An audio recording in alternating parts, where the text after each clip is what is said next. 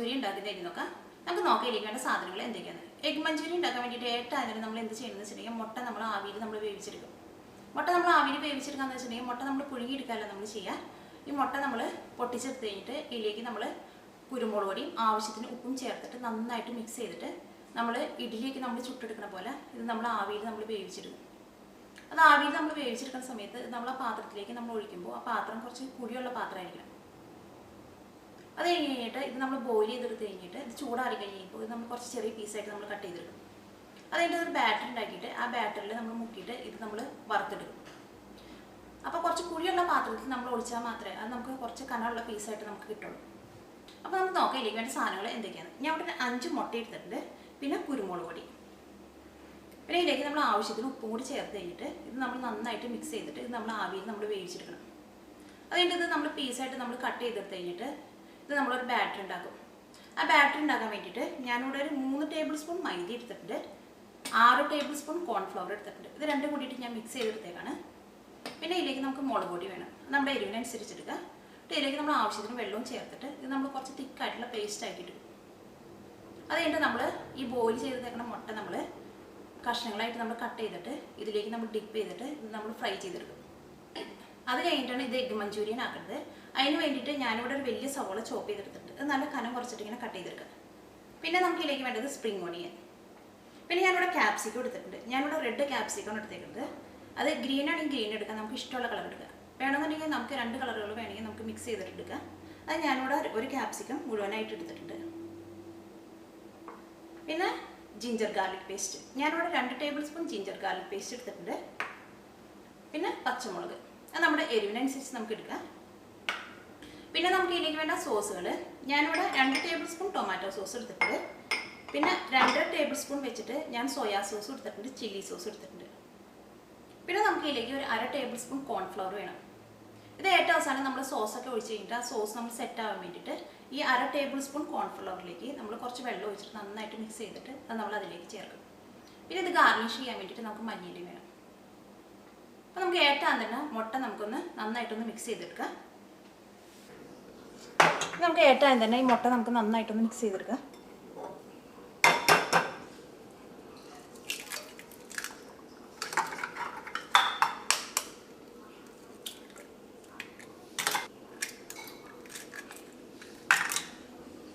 ഇതിലേക്ക് നമുക്ക് കുരുമുളക് പൊടി ചേർക്കാം.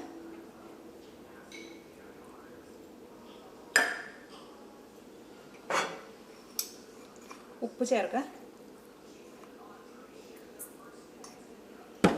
ഇത് നമുക്ക് നന്നായിട്ടൊന്ന് മിക്സ് ചെയ്തെടുക്കാം. അപ്പോൾ മുട്ട നന്നായിട്ട് നമ്മൾ മിക്സ് ചെയ്തെടുത്തിട്ടുണ്ട്. ഈ മുട്ട നമുക്ക് ആവിയിൽ നമുക്ക് വേവിച്ചെടുക്കാം. ഈ മുട്ട നമുക്ക് ആവിയിൽ നമുക്ക് വേവിച്ചെടുക്കാൻ വേണ്ടിയിട്ട് കുറച്ച് വലിയൊരു പാത്രം എടുക്കാം. ഈ പാത്രത്തിൽ ഞാൻ വെള്ളം നിറച്ചിട്ടുണ്ട്. എന്നിട്ട് അതിൻ്റെ ഉള്ളിൽ നമ്മൾ വേറൊരു പാത്രം വെച്ചിട്ട് വേണം, അതിൻ്റെ മുകളിൽ വേണം നമ്മൾ മുട്ട ഒഴിക്കാൻ വേണ്ടിയിട്ട്.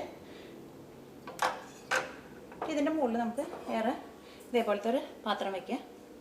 ഈ പാത്രത്തിൻ്റെ എല്ലാ സൈഡിലും നമ്മൾ എണ്ണ നന്നായിട്ട് തടവണം, എന്നാൽ മാത്രമേ നമുക്ക് മുട്ട നമുക്ക് എളുപ്പത്തിൽ ഇതിൻ്റെ ഉള്ളിൽ നമുക്ക് എടുക്കാൻ വേണ്ടിയിട്ട് പറ്റുള്ളൂ. ഇത് ഇതിൻ്റെ ഉള്ളിൽ വയ്ക്കാം. ഇതിലേക്ക് നമുക്ക് മുട്ട ചേർക്കാം.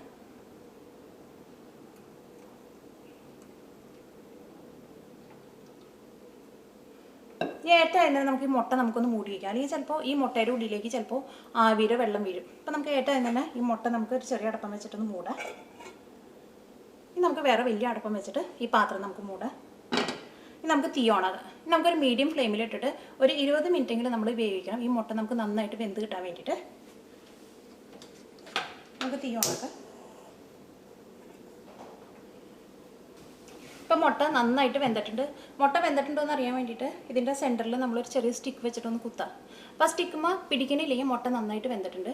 ഈ മുട്ട നന്നായിട്ട് ചൂടാറി കഴിയുമ്പോൾ ഇത് കുറച്ച് ചെറിയ പീസായിട്ട് നമുക്ക് കട്ട് ചെയ്തെടുക്കണം.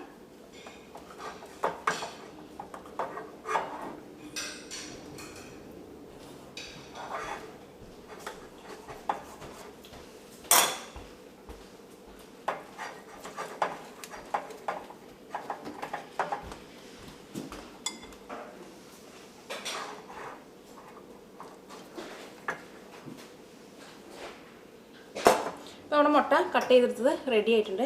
ഇനി എന്ത് ചെയ്യണമെന്ന് വെച്ചിട്ടുണ്ടെങ്കിൽ ഈ മുട്ട നമുക്ക് പൊരിച്ചെടുക്കാൻ വേണ്ടിയിട്ട് ഒരു ബാറ്റർ ഉണ്ടാക്കണം. അതിന് വേണ്ടിയിട്ട് നമുക്ക് കുറച്ച് വലിയ പാത്രത്തിലേക്ക് ഈ മൈദപ്പൊടിയും കോൺഫ്ലോറും ചേർക്കാം.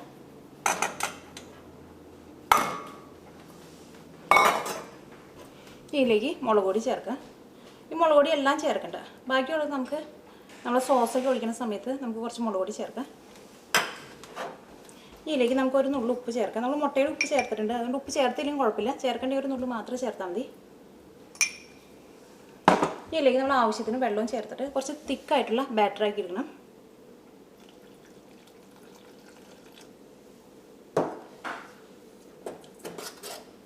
ഇപ്പോൾ നമ്മുടെ ബാറ്റർ റെഡി ആയിട്ടുണ്ട്. ഇനി ഇതിലേക്ക് നമ്മൾ മുട്ട ഡിപ്പ് ചെയ്തിട്ട് ഈ മുട്ട നമ്മൾ ഫ്രൈ ചെയ്തെടുക്കണം. നമ്മുടെ എണ്ണ നന്നായിട്ട് ചൂടായിട്ടുണ്ട്. ഇനി ഈ ബാറ്ററിലേക്ക് നമുക്ക് ഈ മുട്ടയുടെ ഓരോ പീസ് ഇട്ടിട്ടൊന്ന് നന്നായിട്ടൊന്ന് ഡിപ്പ് ചെയ്യാം.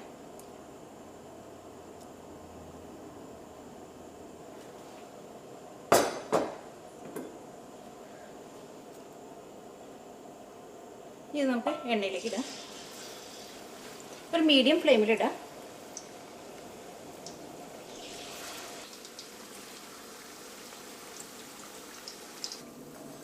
ഒരു സൈഡ് നന്നായിട്ട് മുരിഞ്ഞിട്ടുണ്ട്. നമുക്ക് മറ്റേ സൈഡും നമുക്കൊന്ന് മറിച്ചിടാം.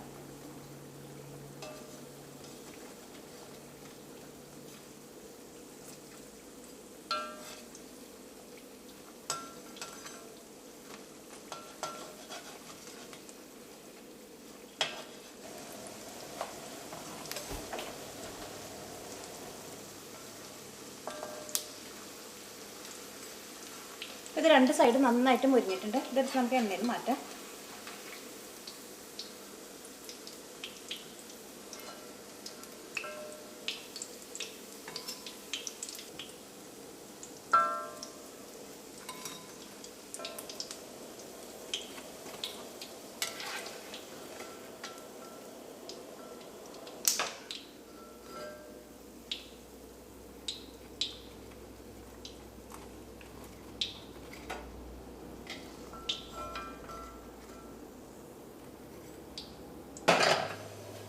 നമുക്ക് എഗ്ഗ് മഞ്ചൂരിയൻ ഉണ്ടാക്കാൻ വേണ്ടിയിട്ട് കുറച്ച് വലിയൊരു പാൻ വെച്ചിട്ട് ചൂടാക്കാം. ഇതിലേക്ക് നമുക്ക് കുറച്ച് ഓയിൽ ഒഴിക്കാം.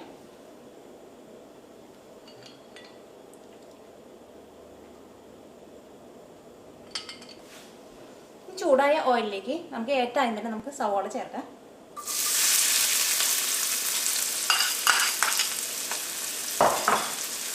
ജിഞ്ചർ ഗാർലിക് പേസ്റ്റ് ചേർക്കാം.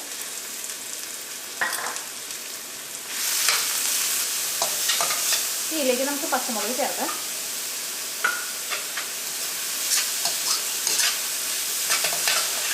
സവാളയും ഇഞ്ചിയും വെളുത്തുള്ളിയൊക്കെയും ഈ എണ്ണയിൽ കിടന്ന് നന്നായിട്ട് ചൂടായിട്ട് ആ വെളുത്തുള്ളിയുടെയും ഇഞ്ചിയുടെയൊക്കെ പച്ചക്കുത്തൊന്ന് മാറണം. ഇപ്പം ഈ ഇഞ്ചിയുടെയും വെളുത്തുള്ളിയുടെയും ആ പച്ചക്കുത്തൊക്കെ ഒന്ന് പോയിട്ടുണ്ട്. സവാളയൊക്കെ നന്നായിട്ടൊന്ന് വാടിയിട്ടുണ്ട്. ഇനി ഇതിലേക്ക് നമുക്ക് ക്യാപ്സിക്കം ചേർക്കാം. സ്പ്രിംഗ് ഓണിയൻ ചേർക്കാം.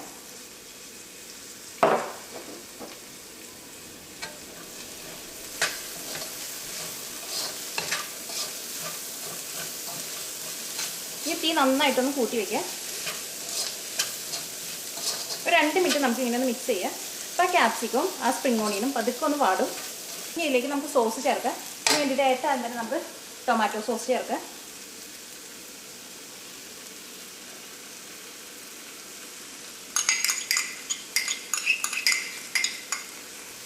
ചില്ലി സോസ് ചേർക്കാം. സോയാ സോസ് ചേർക്കാം.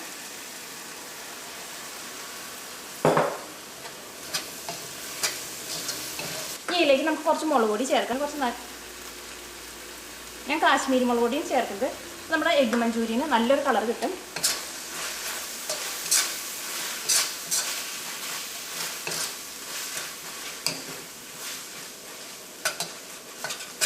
ഇതിലേക്ക് നമുക്ക് കോൺഫ്ലവർ ചേർക്കാം. ഞാൻ കോൺഫ്ലവർ കുറച്ച് വെള്ളം ഒഴിച്ചിട്ട് നന്നായിട്ടൊന്ന് മിക്സ് ചെയ്തെടുത്തിട്ടുണ്ട്. അത് നമുക്ക് ഇതിലേക്ക് ചേർക്കാം.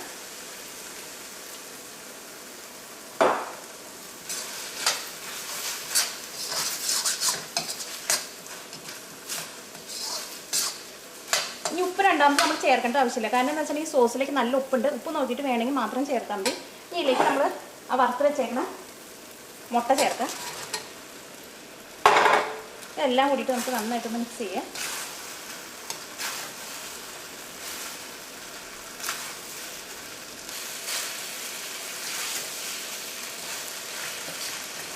ഈ മുട്ടയിലേക്ക് എല്ലാം നന്നായിട്ട് മിക്സ് ആയിട്ടുണ്ട്. ഇനി നമുക്ക് തീ ഓഫ് ചെയ്യാം. ഇനി നമുക്ക് മല്ലിയില ഇട്ടിട്ടൊന്ന് ഗാർണിഷ് ചെയ്യാം. നമ്മുടെ എഗ് മഞ്ചൂരിയൻ റെഡി ആയിട്ടുണ്ട്.